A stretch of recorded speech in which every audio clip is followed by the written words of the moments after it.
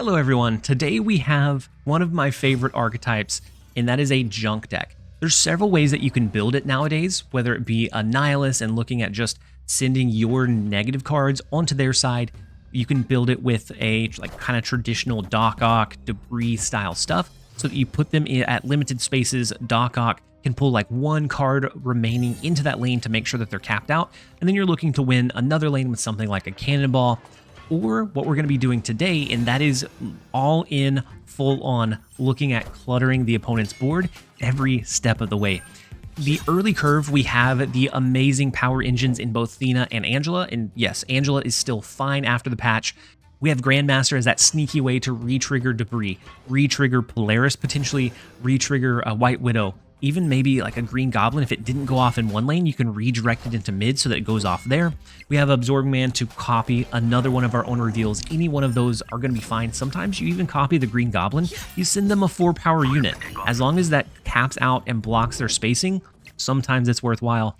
And then for the ending play, we don't have the things like Doc Ock or Shang-Chi to counter any plays because we're looking to just completely cap the board. So we have to rely on our early game power engines in Thena and Angela. And both of those are relatively consistent. You're going to be able to almost always have one on the board giving you power in one lane, and then you can win another one with something like Cannonball. I'm going to keep the deck explanation relatively short, but if you're seeing this video, I'm probably live right now. I'm going to be streaming most of the day today and then almost all of next week as well. So if you're seeing this and you want to catch me live, twitch.tv/TLSG Snap, or follow the link in the description. I'm probably live right now, so pause this one, jump over there if you want to see it, and then come back to this one later. But for now, we're going to go ahead and jump over into a couple of games. Thank you guys as always for being here. I hope you guys enjoy. All right, first up we have Fnatic. The first location is Mirror Dimension, and we start off with both Angela, Thena, Debris, Kitty Pryde. We have a really strong start, and so we probably will snap aggressively depending on what kind of cards they get down on the board. Now with Sinister London, I think Thena is going to be a little bit better than Angela. We're focusing on Thena. That way we can play 2 cards. It doesn't matter what lane, and both of them are going to get buffed up. So we can do some shenanigans with like double Kitty Prydes in Sinister London, get them pulled back in. Thena will continue to scale. We also have the ability to do Debris. So maybe on turn 5, we do 2 Kitty Prydes, which will put 4 on the board plus a double Debris. Could end up being quite a bit of power for us. They started with Korg. They have Pixie, so it's going to be, there's no telling what kind of end game they might have. We have Polaris to disrupt some of their plays. We have Debris to absolutely make it difficult. Let's go ahead and do a Jeff and a Kitty Pryde. I'm going to snap into it. A Jeff Kitty Pryde, that's going to give us 2 Kitty Prydes pulled back in. We can play both of those each turn, get our 2 card requirement for Thena. We have the double Debris that'll come down on either turn 4 or turn 5, depending on what kind of cards they end up dropping. We want to make sure that when we drop it, it's going to make sure that they are completely capped out. Now with the Pixie, with Hood, I would say it could be an Annihilus deck, but Korg doesn't normally fit into that kind of shell. And so I guess we'll see what that kind of looks like. We do have our 2 Kitty Prydes now. I think we do, I almost think we do like a double Polaris. Maybe we do Kitty Pryde into Debris. We have Absorbing Man for next turn, so we can do Kitty Pryde. We can do Absorbing Man plus Kitty Pryde, and then that's going to make sure that we have spots left to continue to play cards when I don't think the opponent's going to be able to. The 2 Kitty Prydes will make sure that we have at least 2 spaces available once everything is kind of completely capped out. And Sentry comes in. They're now capped out in the right. They're capped out in mid. The only thing they have left is 1 spot to the left. And so maybe we just do this number. Maybe it ends up being Absorbing Man to the right to copy the Debris. And then we play 1 Kitty Pryde. That's going to make sure that we don't get the rock over here. We already have this one locked in as long as they can't clear anything. And that's going to let our Thena continue to scale. And that is what we're here for. That's what we need to do. They do play 1 card to the right. So if they have the means to either Annihilus send these this way, if they Iron Lad. So if it's Killmonger, it's unfortunate. Otherwise, we are completely fine here. The Iron Lad comes down, and we do get the retreat after they realize they are completely capped by turn number 5.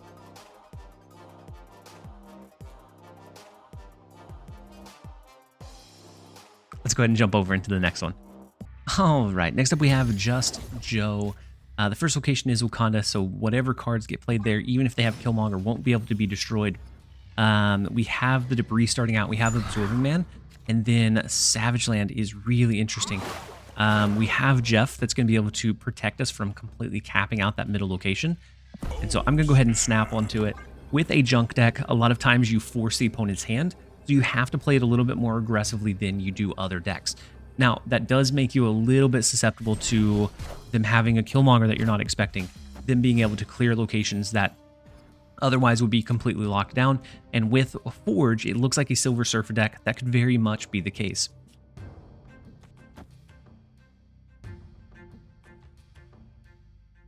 I think we still go Debris to the right. That's going to push Debris over here into Wakanda, and then we have Absorbing Man to follow it up. They do play one card to the left after the Forge. If it's Brood, we took away one of their Brood spots, which is very Brood of us. We do block one of their Broods. It is now only 8 power over there. We have Cannonball to potentially push at some point. I like the idea of Absorbing Man to the right, to the left. It's going to hit here and here. Next turn, it might be like a Titania plus Angela to push the Titania over to their side. It just depends on what it looks like. They didn't play on turn number 4, so we are going to cap them out in mid. Now, they could have a Killmonger, of course, but they have to use this turn to play it instead of setting up something a little bit bigger and a little bit better. And so let's go. We have the lead here. I think they have to play this turn, and so I think we go Titania. I think we go Angela, White Widow, Titania. That way, when they play a card, Titania is going to bounce to their side. They have the Widow's Kiss, so they only have 2 spaces. They'll play 1, and then it's going to bounce their way. Now, if they do get Killmonger dropped, then we are going to be very weakened. But otherwise, it's going to cap them out entirely. So they do play only 1 card here. Let's see. The Sarah. The Sarah comes down. Titania is going to bounce all the way over, and then we completely cap out every single one of their locations. And so now all we have to do is win one of them, and we'll be able to lock in the easy 2. Let's go ahead and take it. We'll jump over into the next one. All right, next up we have Boomer Snaps. The first location is Time Theater. We get a duplicate of Polaris, unfortunately. A double Thena would have been fantastic. Angela, even Debris, maybe a Titania Grandmaster would have been cool. We'll settle for Polaris, though. That might help us, depending on what kind of cards they have, at stacking them into one location. So the Deadpool comes down. We're seeing a lot more Deadpool and like Destroy style, and that is a little bit tough for us to play against in a lot of cases. Wakanda Embassy, I'm glad that missed the Deadpool. I'm going to play Thena to the left. We have Grandmaster now, so maybe there's a chance where if they do like a Hulkbuster, we can pull the Deadpool out so they don't get a destroy on one of the turns, but it does become a very tough matchup very quickly, especially with the fact that the Debris rocks can get destroyed by the Killmonger. All right, so the Nico comes down. The next card they play is going to get destroyed, so they'll draw additional cards. Really unfortunate, but it is what it is. I like the Green Goblin in the right. I'm not going to snap to let them give them the indicator that we're going to be playing it there. But I do really like the Green Goblin. And it's a -1, so not perfect, but decent enough. And since we'll have that lane locked in place, now all we have to do is get like a Cannonball. All we have to do is get them completely capped out in one of the locations when they're not expecting it. And we can, there's our Cannonball. And then that is all that we'll need to do. I'm going to play Polaris to the left. We're going to play Kitty Pryde to the right. And I'm going to go ahead and snap into it. It was a little bit late, but with Space Throne and something that is so pivotal on getting off correctly, a lot of times I don't like to snap before it comes up, especially the turn that Space Throne reveals, because then that's going to give them a sign of they're really excited about something. And if they block that Green Goblin play by chance, we are completely locked out of this lane, and then all of a sudden we're losing instead of them. We'll take the 1 cube. Let's go ahead and jump over into the next one. All right, next up we have Dr. Octavius. The first location is Dark Dimension. we start with Thena. We have White Widow, Green Goblin. I might play Thena on turn 2. That does put us susceptible to something like a Red Guardian, but I like the idea of having White Widow and holding that. We could potentially use it in unison with Green Goblin. We can't do that. Never mind. Spider Ham comes down, ruins our White Widow. With the Spider Ham, we know they have a Red Hulk. Could get pretty scary pretty quickly. I'm going to go ahead and play Thena into mid, and we'll see from there. Maybe it's just Green Goblin, and we have a hope. We have a prayer. So the Cable comes down. It looks like it's going to be a mill-style deck. So if we can cap them out of one of the locations, that gives us a lot of benefit. We do get Debris here.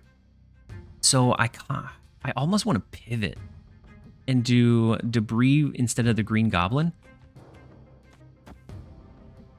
Next turn, we can always do something like Kitty Pryde plus Green Goblin, Titania plus Green Goblin to add 2 more spaces here. And so on turn number 3, they played into the Dark Dimension. I'd be very curious to see what that play was.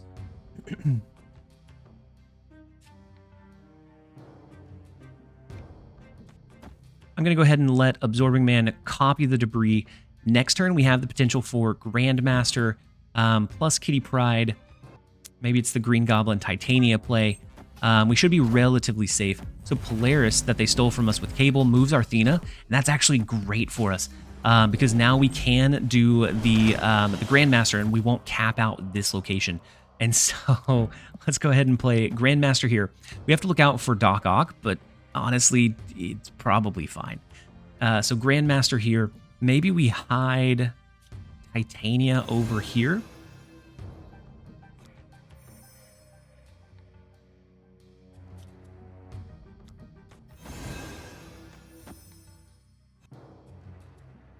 So whether Grandmaster hits Debris or Absorbing Man, it's fine. It's going to completely lock them out of this left lane.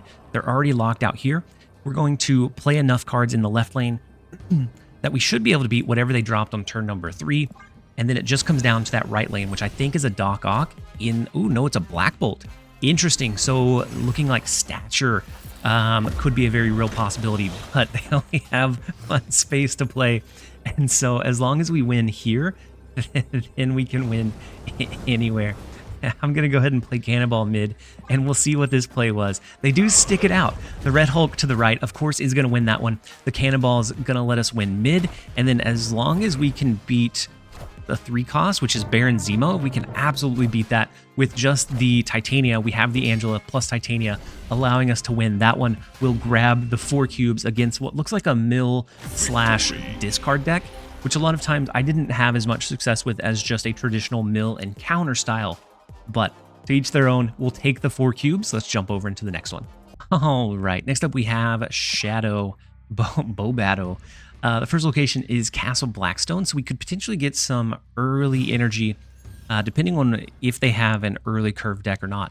Oscorp Tower is interesting. We could potentially send them a bunch of junk. I like the idea of Jeff first. He's going to be a little bit more power than just a standard Thena, and they use a Cable, so could be a Loki deck, could be a mill deck, are really the 2 that I see Cable in the most often. So with Collapse Mine, that's a little unfortunate. So any turn that they end up skipping, they can destroy the rocks, even if it's from our Debris, and we're kind of hoping that they don't know that, but that is a very real possibility. So we have Thena, but nothing to use for it. I'm going to go ahead and do Debris. Next turn, maybe an Absorbing Man. Skipping that turn number 3 was really, really rough for us. So Jeff comes down, Yondu comes down, taking out our Titania, which is a little unfortunate. And then Spider Ham taking out our Cannonball is also really unfortunate. So here, let's go ahead and go with, I guess, Absorbing Man to copy the Debris. Looking to give them as little space to play in as possible. If they end up doing something like Doc Ock, if they pull our Green Goblin, we get a space still left to play. Otherwise, it gets really hairy really, really fast. And so the Doc Ock, hopefully it pulls Green Goblin. That would cap them out of mid and it'd be beautiful. Okay, Green Goblin was one of the cards. The Pig also coming down. And then we have Thena on the board, which really helps us out quite a bit. If they had a space to play, They stole our Kitty Pride too. So rude. If they had a space left to play in mid, then they'd be able to use Shadow King to offset this one. But with our Absorbing Man copying the Debris, they don't have any such luck. Our best bet ends up being something like this, but that's not fantastic. I guess if they just have Red Hulk, this keeps us below Shang-Chi range. We should be able to win the right location, depending on what pulls, and then the left lane is just looking at being +2 over there. We could also move the Jeff and end up doing the extra 5 here, and that would give us the White Widow play in the left lane, which maybe they wouldn't be expecting. I think what we would land on would be Angela, Polaris, White Widow to the right. But between their Doc Ock hitting our Green Goblin and a little bit of clutter, we were able to find a way to an awful starting hand, an awful curve. We were able to find a way to still win. We'll take the 1 cube retreat. Let's jump over into the next one. All right, next up we have rank 180 Arrow. The first location is Muir Island, so that's beautiful for Kitty Pride. We have both Angela and Thena, which are both beautiful early engines to be able to put out a ridiculous amount of power. They have Time Stone, so they get a little bit of card draw. We'll see if they have Mind Stone as well. The biggest thing about this deck with Cannonball is a blob. If we get hit with a blob counter, there's not a lot we can do. We have Angela, we're going to go ahead and play that there. They do have the Mind Stone, so a lot of card draw coming in for Arrow here. If we get Debris, a lot of times that can be a lot of clutter onto a deck that's already, that runs pretty low on space in general. With Kamartage, I really like the Debris is what we're waiting for. Or potentially a White Widow would put 2 cards into the right lane. Doing an Absorbing Man could copy it into another lane, or we do Grandmaster onto it, move it into mid, something of the sort. And then Sinister London is going to be interesting. So we start scaling our Thena. The Kitty Pride comes down. They have all of their stones except for 1 on the board. We have a Cannonball, which could end up being a double Cannonball hit. I kind of like the idea almost of the Green Goblin, but if it bounces here, that second one is going to go back and forth, and it's going to end up on our side. But I do like cluttering up their space where we can. We could potentially hit in Muir Island, which would be great. Just in case we want to do something kind of cheeky, like an Absorbing Man to copy the Green Goblin. Yes, they would get a 4-power Absorbing Man, but they would lose that very precious space. And so I'm going to play Green Goblin last, just in case we want to go that line. Not ideal, but we might go. And we do get the lucky flip of it dropping into the left lane. We now have a substantial lead in the left, or an easy-to-win location, and then Cannonball in Kamartage. Could be where it finishes. I kind of think we go White Widow to the right. That way we know they can't do a blob over there.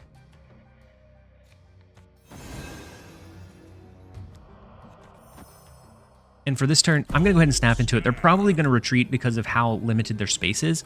But White Widow in the right lane would stop a potential blob, which is our biggest contender for that Cannonball play. If they did a blob here and it copied over here, or just over here, Cannonball wouldn't be able to clear this one out, and we would end up not being able to overcome the power that they had there. The left lane between Kitty Pride, Titania, we had it locked. And then White Widow, we could have played in mid and then have it bounced over here. But again, it could have bounced over here. I wanted to make sure that this one was locked. We do play it really aggressively after we kind of knew where that Green Goblin went. We probably should have snapped ahead of time, knowing how detrimental that could be. But I wanted to play it out a little bit. We're going to go ahead and end the video there. Thank you guys, as always, for being here. Overall, we were able to maintain about a 60% win rate with this deck. Not bad, not great, but for a junk deck, a clutter deck that I find really fun to play, it is definitely something that I will explore a little bit more. We're going to go ahead and end the video there. Thank you guys, as always, for being here. This has been TLSG. Later, guys.